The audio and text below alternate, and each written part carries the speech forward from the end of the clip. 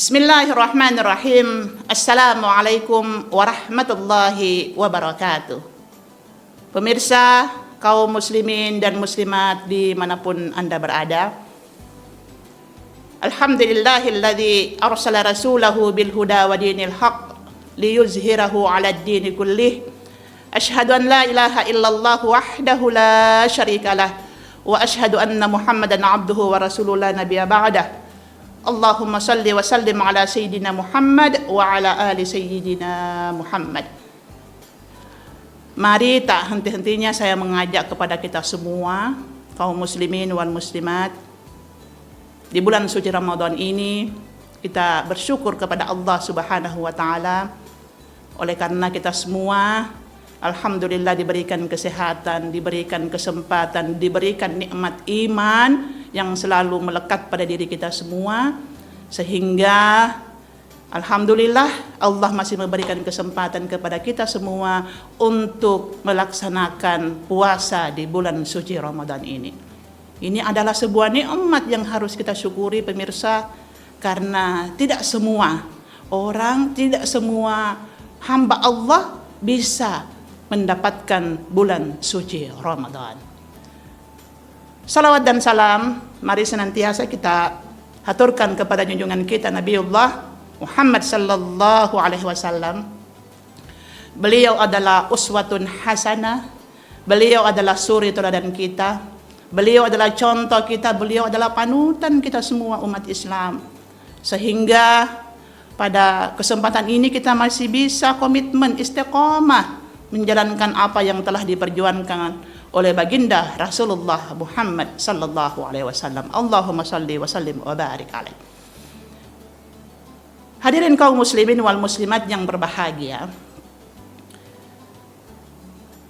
para ustadz, pada penceramah pada bulan suci Ramadan selalu melantungkan ayat suci Al-Quran, karena memang salah satu daripada hikmah puasa itu adalah sarana untuk mewujudkan ketakwaan kepada Allah Subhanahu wa taala. Ya. Jadi itu yang sering dikumandangkan. A'udzubillahi minasyaitonirrajim. Bismillahirrahmanirrahim. Ya ayyuhalladzina amanu kutiba 'alaikumus shiyam kama kutiba 'alal ladzina min qablikum la'allakum tattaqun. Nah itu. Hai orang-orang yang beriman, itu kata Allah, kutiba 'alaikumus shiyam, diwajibkan atas kamu berpuasa, kama kutiba 'alal ladzina min qablikum, sebagaimana diwajibkan atas orang-orang sebelum kamu. Apa tujuannya? Endingnya apa? Goalsnya apa? La'allakum tattaqun, supaya kalian menjadi orang yang bertakwa. Apa definisi takwa yang sering kita dengarkan? Takwa adalah ya'muruna bil ma'ruf wa yanhauna 'anil munkar. Jadi kita melaksanakan apa yang baik. Apa yang baik diperintahkan oleh Allah, diperintahkan oleh Rasulullah. Ya'muruna bil ma'ruf wa yanhauna 'anil munkar, dan kita menghindari apa-apa yang dilarang oleh Allah. Makanya di bulan suci Ramadan ini mari bersama-sama kita melaksanakan amalia-amalia Ramadan. Ya, kita puasa. Ya, jadi kita sahur sampai kita menjelang buka puasa. Kita sahur, makan yang enak, terus kita cari kue jajanan yang enak untuk kita buka puasa. Di siang hari sama sekali kita tidak boleh makan. Yang Bapak Ibu punya suami istri tidak bisa berhubungan suami istri. Nah, semua itu nikmat yang Allah berikan kepada kita semua, tentunya kita harus syukuri, pemirsa. Oleh karenanya, tujuannya apa tadi? Adalah menjadi orang yang bertakwa. Bagaimana menjadi orang yang bertakwa? Amalia-amalia Ramadan tadi. Kita membaca Al-Quran. Ya, mungkin Al-Qurannya ini sering disimpan di lemari. Di bulan suci Ramadan mari kita baca Al-Quran. Bismillahirrahmanirrahim. Alif lam mim. Dzalikal kitabu la raiba fi. Kita baca pelan-pelan. Amalia-amalia Ramadan. Kemudian malam kita tarawih. Nah, jangan habis buka puasa terus kita itu makannya terlalu kenyang. Karena sudah terlalu kenyang, sudah tidak bisa lagi untuk melaksanakan tarawih. Kita tarawih sama-sama dengan keluarga berbondong-bondong untuk ke masjid. melaksanakan tarawih. Setelah itu biasanya di masjid itu ada kelompok ibu-ibu, majelis taklim, bapak-bapak juga untuk tadarusan. Itulah amalia-amalia Ramadan yang Bapak Ibu, saudara-saudaraku sekalian, kaum muslim, kaum muslimat, kita laksanakan bersama di bulan suci Ramadan ini. Nah, saya ingin menyampaikan sedikit tentang apa sih yang menjadi sunnah puasa. Ya, sunnah puasa. Jadi di antara sunnah puasa, yang pertama itu kita sahur. Ya, Rasulullah itu bersabda, "Tasahharu fa inna fis sahur barakah." Allah perintahkan kita, sahurlah kamu karena sesungguhnya di dalam sahur itu ada keberkahan. Tapi biasanya juga ibu-ibu atau misalnya yang cewek-cewek, anak-anak itu nyandak mau sahur. Nah, makannya sebelum tidur, makan malam sebelum tidur. Nah, jangan. Diusahakan bangun sahur. Jadi kita kan habis tarawih, kemudian kita istirahat, kemudian sepertiga malam kita bangun, jam 3 begitu kita bangun. Kita tadi melaksanakan itu qiyamul lail, kemudian kita persiapan masak dan lain sebagainya, kemudian kita sahur. Karena di dalam sahur itulah insya Allah memberikan keberkahan untuk kita semua. Jadi kurang lebih 12 sampai 13 jam itu kita puasa menahan lapar dan dahaga, dan itulah makanya kita diperintahkan oleh Nabi untuk kita sahur. Tasahharu fa inna fis sahur barakah.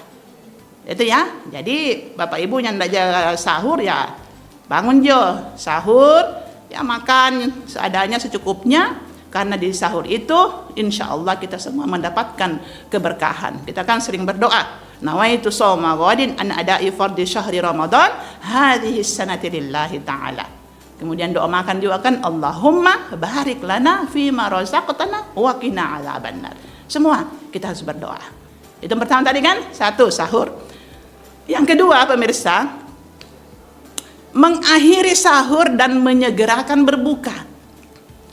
Jadi Rasulullah bersabda, la yazalun nasu bi khair ma'ajjalul fitrah. Orang-orang akan senantiasa baik-baik saja selama mereka mau menyegerakan berbuka puasa. Jadi jangan menunda-nunda untuk berbuka puasa. Makanya dikatakan kita itu kalau sahur usahakan mengakhiri sahur dan menyegerakan buka puasa. Tapi jangan menyegerakan buka puasa jam 5 somo sahur. Belum DP waktu. Nanti itu kan ada dari Kementerian Agama itu, nanti mereka itu akan memberikan selebaran jam berapa imsak, jam berapa waktu subuh, zuhur, asar, maghrib, isya. Itu nanti akan disampaikan itu dari Kementerian Agama itu. Nanti dimintakan terus ditempel di rumah masing-masing. Nah, ada juga hadis dari Sa'id bin Zabit. Itu mengatakan tasahharna ma'an Nabi sallallahu alaihi wasallam, thumma qala ila shalah, qultu kam kana bainal adhani was sahur? Qala qadru 50 ayat. Nah, itu. Kami sahur, jadi Sa'id bin Sabit itu sahur bersama Nabi, kemudian beliau beranjak pergi untuk menunaikan salat. Sa'id bertanya kepada Nabi, berapa lama jarak antara azan dan sahur ya Rasulullah? Rasulullah menjawab, qadru 50 ayat, yaitu sekitar seukuran 50 ayat. Itu Rasulullah. Jadi misalnya jaraknya dari kita sahur, kemudian Rasulullah menjalankan sholat subuh, itu jaraknya kurang lebih 50 ayat. Saya tadi coba membuka di Al-Quran, itu 50 ayat itu kurang lebih 3 sampai 4 halaman. 3 sampai 4 halaman. Jadi kalau kita membaca Al-Quran, misalnya di Alif Lam Mim itu bisa sampai 4 halaman, itu hamsina ayat, ada 50 ayat. Jadi Bapak Ibu bisa bayangkan bagaimana jaraknya antara ketika Rasulullah sudah sahur sampai untuk menjalankan sholat subuh. Nah, biasa kan kita di masjid-masjid itu ada peringatan dari masjid itu disampaikan, so mau sahur, so mau imsak. Nah, itu. Jadi tolong diperhatikan. Jadi itu salah satu yang menjadi sunnah puasa, kata Rasulullah, mengakhiri sahur dan menyegerakan untuk berbuka puasa. Nah, yang ketiga, berbuka dengan kurma rutab atau kurma tam, kurma kering. Jadi itu salah satu sunnah puasa adalah berbuka dengan kurma. Jadi dalam hadis Anas, kana an-nabiy sallallahu alaihi wasallam yuftiru qabla ay yusalli ala rutabatin fa illam takun rutabatun fatumairat fa illam takun tumairat hasawatin mimma. Jadi Nabi berbuka puasa itu sebelum sholat dengan kurma. Kurma ya, tahu tuh Bapak Ibu kurma? Nah, ya, jika tidak ada diganti dengan beberapa kurma tam yang kurma kering. Nah, itu kan banyak dijual, ada kurma. Jika tidak ada juga, beliau menyesap air sebeberapa sesapan. Ada juga hadis Nabi sallallahu alaihi wasallam, "Idza aftara ahadukum falyuftir ala tamrin fa innahu barakat, faman lam yajid falyuftir ala ma'in fa innahu tahur." Nah, jika seseorang dari kalian itu berbuka puasa, maka hendaklah ia berbuka dengan kurma, karena sesungguhnya kurma itu adalah ada keberkahan. Nah, jangan orang buka langsung minum es, air es. Nah, air es orang minum, nah biasanya orang langsung kembung. Jadi berbukalah dengan yang manis-manis dulu. Barang siapa tidak menemukan kurma itu, kata Rasulullah, maka hendaklah ia berbuka dengan air, karena sesungguhnya air itu adalah suci dan menyucikan tahur. Jadi begitu indahnya Islam, pemirsa. Rasulullah mensunnahkan kepada kita untuk berbuka dengan kurma. Tapi kalau kita tidak ada kemampuan untuk membeli kurma, mari jauh orang buka dengan bismillahirrahmanirrahim, air putih. Indahnya. Jadi tidak ada yang mengatakan, oh kalau ini tidak buka dengan kurma itu haram, itu melanggar dan lain sebagainya. Tidak. Banyak choice, banyak pilihan yang diberikan oleh ajaran agama kita. Indahnya Islam seperti itu. Ketika kita tidak memiliki kemampuan, ya karena kurma kan mungkin harganya agak mahal gitu ya.